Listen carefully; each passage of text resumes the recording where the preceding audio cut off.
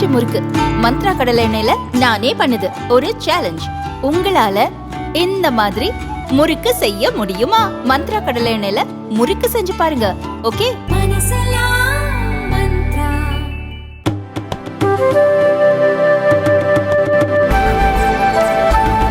பத்திரிகை மற்றும் ஊடக நண்பர்களுக்கு என்னுடைய பணிவான வணக்கம். உங்களை சந்திக்கிற வாய்ப்புக்கு ரொம்ப மகிழ்ச்சி அளிக்குது. குறிப்பாக கடந்த 2 தினங்களாக கிருஷ்ணகிரி மாவட்டம் தமிழ்நாட்டில் ரொம்ப பதட்டமான சூழ்நிலை இருக்கிற மாதிரி செய்திகள் வந்துக்கிட்டே இருக்குது. ஒரு மெட்ரிகுலேஷன் பள்ளியில் போலியாக என்சிசி பயிற்சி நடத்துவதாக சில பேர் சொல்லி அங்கே அழைச்சிட்டு போன மாணவிகள்கிட்ட ஒரு பாலியல் சீண்டல், பாலியல் தொல்லை கொடுத்த வழக்கு என்பது பெரிய அதிர்ச்சி கூட்டக்கூடிய செய்தியாக இருக்குது. பொதுவாகவே சமூகத்தில் இந்த மாதிரி பெண்கள், குழந்தைகள் மீதான பாலியல் கொடுமைகள் நாளுக்கு நாள் ரொம்ப கொடூரமான அளவுக்கு அதிகரிச்சுட்டு வருது. இது ஒரு எல்லை தாண்டி ஒரு மிருகத்தனமான ஒரு பழக்கம், மிருகத்தனமான ஒரு போக்கு வளர்ந்துக்கிட்டு இருக்கிறது தான் இது அடையாளமாக காட்டுது. அதுலேயும் பள்ளியில் இருக்கக்கூடிய சிறுமிகள்கிட்ட போய் இந்த அளவுக்கு கொடூரமாக நடக்கக்கூடிய ஒரு மிருகத்தனமான நடவடிக்கையை உண்மையிலேயே வன்மையாக கண்டிக்கிறோம். அது வரக்கூடிய செய்திகள்லாம் பார்க்குற போது அது இந்த ஒரு பள்ளியில் மட்டும்தான் நடந்ததா, இந்த ஒரு பள்ளியில் எப்படி அனுமதியே வாங்காமல், அனுமதியே கொடுக்காம, என்சிசியினுடைய அனுமதி கொடுக்காம, கல்வித்துறையுடைய அனுமதி கொடுக்காம எப்படி அங்கே இந்த யார் இவங்களுக்கு அந்த ஏஜென்சி என்சிசி நடத்துறதுக்கு யார் இவங்களை ஆத்தரைஸ் பண்ணால், அப்படி ஆத்தரைசேஷன் எதுவுமே இல்லாமல் அந்த பள்ளி நிர்வாகம் எப்படி அவங்களுக்கு அனுமதி கொடுத்தது, 5 நாள் மாணவிகளை அந்த பள்ளியிலேயே தங்க வைக்கிறதுக்கு யார் அனுமதி கொடுத்தா, அங்கே என்ன வசதி இருக்குது, இதெல்லாம் பலவிதமான கேள்விகள் அதுக்குள்ளே வருது. அப்படியானா இது இங்கே மட்டுமா நடந்திருக்குமா, வேறு பல இடங்களையும் நடந்திருக்குமாங்கிற மாதிரி சந்தேகமும் எழும்புது. அப்போ இதை பற்றியெல்லாம் சொல்லாமல் ஏதோ நடந்து போயிருக்கு, ஆகவே அதை அப்படியே விசாரிப்பது என்கிற மாதிரி போகிற போக்கு என்பது சரியானதில்லை. குறிப்பாக இப்போ இன்னைக்கு காலைல பார்த்திங்கன்னா அது சம்மந்தப்பட்ட இவ்வளவுக்கும் முக்கியமான பங்குதாரராக இருந்த அந்த சிவராமனுங்கிறவர் இன்றைக்கி காலைல இறந்து போயிட்டு தான் சொல்கிறாங்க. அது எப்படி காவல் நிலையத்தில் மருத்துவமனையில் இருக்கிறவர் அவர் எப்படி இறந்தார், அவர் எப்படி ஏதோ எலி பசையை சாப்பிட்டாருன்னு சொல்கிறாங்க. எப்படி அவருக்கு எலி பசை கிடைச்சிது? 19ஆம் தேதி கைதாகிறாரு. நேற்று 22ஆம் தேதி மாலை 23ஆம் தேதி காலையில் கைதாகிறாருன்னா, அப்போ கைதாகிறதுக்கு முன்னாடியே விஷம் சாப்பிட்டு இப்போ போய் வேலை செஞ்சுதா? என்ன ஏகப்பட்ட கேள்விகள் அதுக்குள்ளே இருக்கிறதுக்கெல்லாம் காவல்துறை தான் பதில் சொல்லணும்.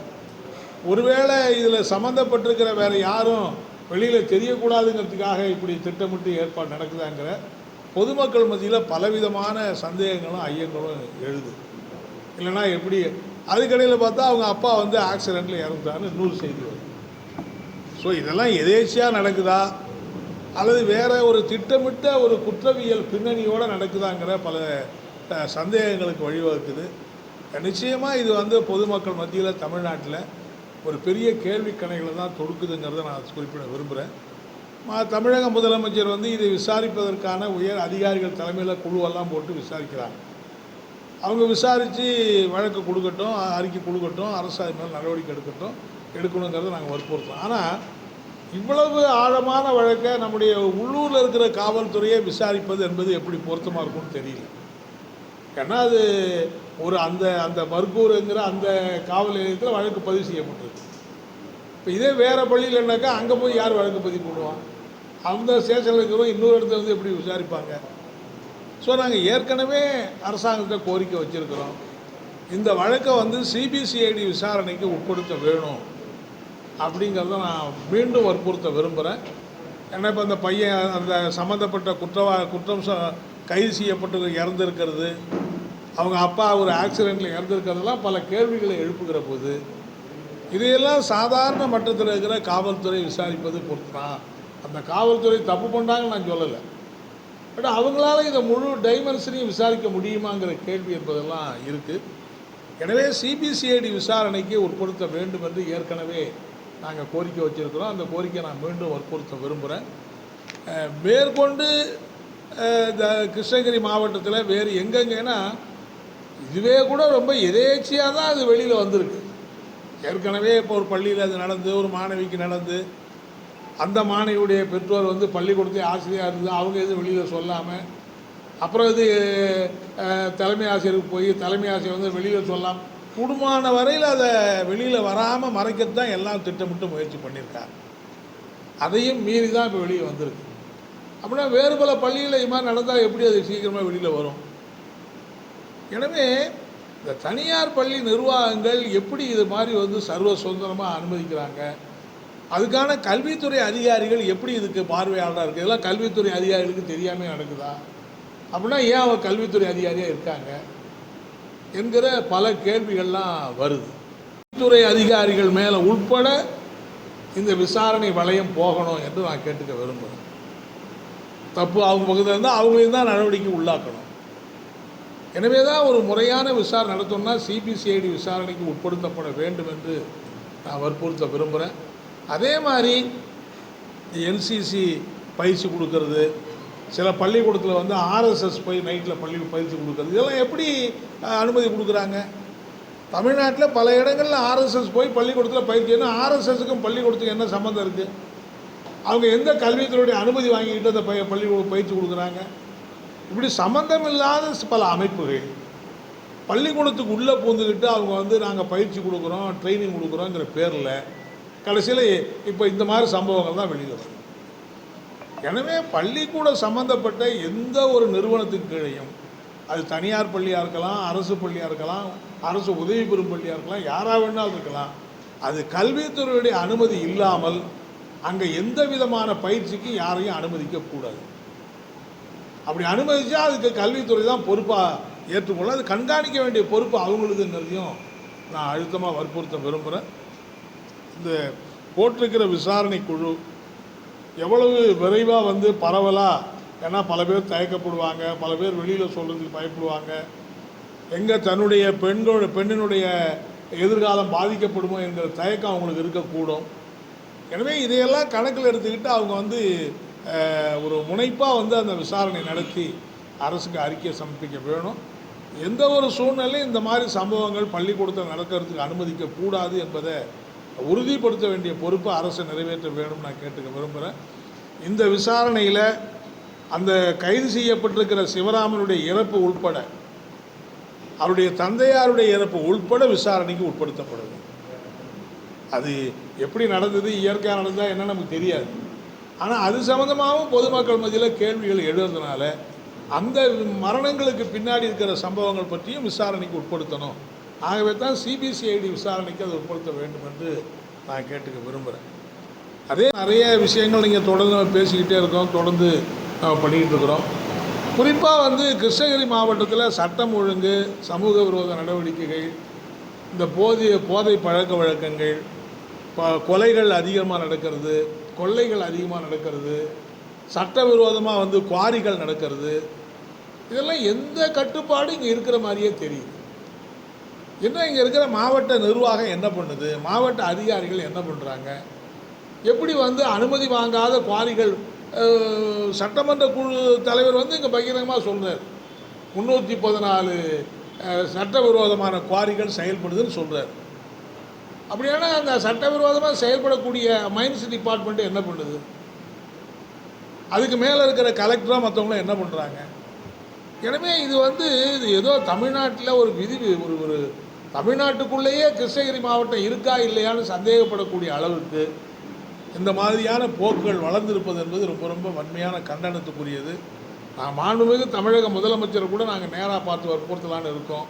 கிருஷ்ணகிரி மாவட்டத்தில் இந்த மாதிரி தொடரக்கூடிய இந்த சம்பவங்களை கட்டுப்படுத்துவதற்கு ஒரு விசேஷமான ஏற்பாடுகள் நீங்கள் ஏதாவது பண்ணணும். ஒருவேளை கிருஷ்ணகிரி மாவட்டத்துக்கு தனி இந்த ஐஜி, சேலத்தில் இருக்கிற ஐஜி ஆஃபீஸை இங்கே கூட ஐஜி ஆஃபீஸாக போட்டு நீங்கள் வந்து தனியாக கண்காணிக்கிற ஏற்பாடு வேணும். ஏன்னா அவ்வளவு கொலை கொள்ளைகள், வீடுகளை திருடுறது, சட்டவிரோத நடவடிக்கைகள் தொடர்ந்து நடந்துக்கிட்டே இருக்குது. இன்னும் மட்டும் இல்லை, பல நாளாக நடந்துக்கிட்டே இருக்குது. ஸோ அது காவல்துறையும் தமிழக அரசும் கூட இதன் மீது உரிய நடவடிக்கை எடுக்கிறதுக்கான விசேஷ ஏற்பாடுகளை செய்யணும் அப்படிங்கிற நான் கேட்டுக்க விரும்புகிறேன். குறிப்பாக இந்த சட்டவிரோதமாக அனுமதி வாங்காமல் நடக்கக்கூடிய குவாரிகளை உடனடியாக தடுத்து நிறுத்தணும். அது எப்படி இயற்கை வளங்களை பல கோடிக்கணக்கான ரூபா இது ஏதோ சம்மந்தப்பட்ட அவங்க மட்டும் செய்கிறாங்கன்னு நான் பார்க்கல. இதுக்கு நிச்சயமாக அரசியல் பின்புலம் இருக்குது. அரசியல் செல்வாக்கு உள்ளவர்கள் தலையிடாமல் இதெல்லாம் நடக்கவே நடக்காது. ஒரு குவாரி நடத்துறதும் அந்த குவாரியில் இருக்கிற அந்த இதெல்லாம் நீங்கள் லாரியில் ஏறி வெளி மாநிலங்களுக்கு போகுதுன்னா அதெல்லாம் சும்மா போக முடியுமா? அரசியல் செல்வாக்குள்ளவருடைய தலைமையில் தான் இதெல்லாம் நடக்குது. எனவே அதெல்லாம் உடனடியாக தடுத்து நிறுத்தணும். அதே மாதிரி அந்த வனவிலங்கு சரணாலயம் என்கிற பேரில் இப்போ அந்த வனத்தை ஒட்டி இருக்கக்கூடிய மக்களுக்கு பெருத்த தொல்லை கொடுக்கக்கூடிய அளவுக்கு வனத்துறை செய்யப்படும். அந்த மக்களை போய் ஒன்றும் உள்ளே போக முடியாதுங்கிறாங்க. மாடு வச்சுக்க முடியாது, ஆடு வச்சுக்க முடியாது, போர் போட்டு தண்ணி எடுக்க முடியாது, இருக்கிற போரில் கூட நீங்கள் விவசாயம் பண்ண முடியாது. இப்படி கிட்டத்தட்ட ஒரு 164 கிராமத்தில் இருக்கக்கூடிய மக்களை தொந்தரவுப்படுத்தக்கூடிய நிலைமை என்பது ஏற்படும். அது எப்படி ஒரே நேரத்தில் 164 கிராம மக்களை நீங்கள் வெளியே போங்கன்னா எங்கே போவாங்க? அவங்களுக்கு என்ன மாற்று இடம் என்ன இருக்குது, மாற்று வேலை என்ன இருக்குது? அடுத்து நீங்கள் பார்த்தீங்கன்னா கிருஷ்ணகிரி மாவட்டத்தில் தொழில் வளர்ச்சிங்கிற பேரில் ஏராளமான தொழிற்சாலைகள் வந்துருக்கு.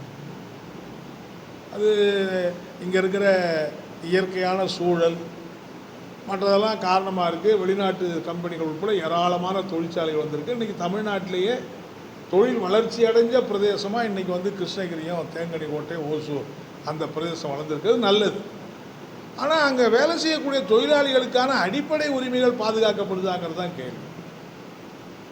அங்கே சங்கம் வைக்க முடியாது, சங்கம் வச்சா கோரிக்கை வைக்க முடியாது.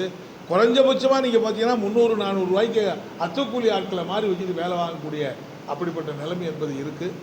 எனவே அந்த தொழில் வளர்ச்சி எவ்வளவுக்கு அவசியமோ அதே மாதிரி தொழில் துவங்குவதற்கு தொழிலாளருடைய நலன் பாதுகாக்கப்பட வேண்டியது ரொம்ப ரொம்ப அவசியம். அதையும் வலியுறுத்த வேண்டும் என்று நான் கேட்டுக்க விரும்புகிறேன். இப்போது விஜய் இப்போ கட்சி ஆரம்பித்து நேற்று கொடியெல்லாம் அறிவிச்சிருக்கிறாரு. மார்க்சிஸ்ட் கம்யூனிஸ்ட் கட்சியை பொறுத்த வரையில் பொதுவாகவே தமிழ்நாட்டில் யார் அரசியலுக்கு வந்தாலும் வரவேற்க வேண்டிய ஒன்று தான். அரசியலுக்கு வர்றது நல்லது தான். ஆனால் அந்த கட்சி என்ன நிலைப்பாடு எடுக்குதுங்கிறத பொறுத்து தான் பல்வேறு பிரச்சனைகளில் என்ன நிலைப்பாடு எடுக்க போகிறாங்கிறத பொறுத்து தான் அந்த கட்சியின்பால் எங்களுடைய அணுகுமுறையை நாங்கள் தீர்மானிப்போம். பொதுமக்களுடைய ஆதரவு எந்த அளவுக்கு இருக்க போகுதுங்கிறத பொறுத்து நம்ம தீர்மானிக்க வேண்டியிருக்கோம். அப்படிங்கிறது தான் அது சொன்னால் நான் சொல்ல வேண்டியதுங்கிறத சொல்ல விரும்புகிறேன். அடுத்து இப்போ தமிழ்நாடு அரசாங்கம் அவங்க எடுக்கிற சில நல்ல காரியம். இப்போ கூட நீங்கள் பார்த்தீங்கன்னா ஆராய்ச்சி மாணவர்களுக்கு ஒரு 25,000 ரூபா உதவித்தொகை வழங்குகிற திட்டத்தை முதலமைச்சர் அறிவித்து பிஹெச்டி படிக்கக்கூடிய மாணவர்களுக்கு நல்ல திட்டங்கள்லாம் அறிவிச்சிருக்காங்க. இப்படி பல நல்ல திட்டங்கள் செய்கிறாங்க. ஆனால் ஒரு நல்ல திட்டம் செய்கிற அதே நேரத்தில் இன்னொன்று இடைஞ்சல் பண்ணுற திட்டமும் ஏதாவது ஒன்று வந்துருக்கு. அது ஏன் வருதுன்னே தெரிய மாட்டேங்குது. இப்போ நேற்று என்ன சொல்கிறாங்க, ஒரு வீட்டில் 2 இணைப்பு வச்சுருந்தா அந்த 2 இணைப்பாக நாங்கள் கணக்கு போட மாட்டோம், ஒரே இணைப்பாக தான் கணக்கு போடுவோம்.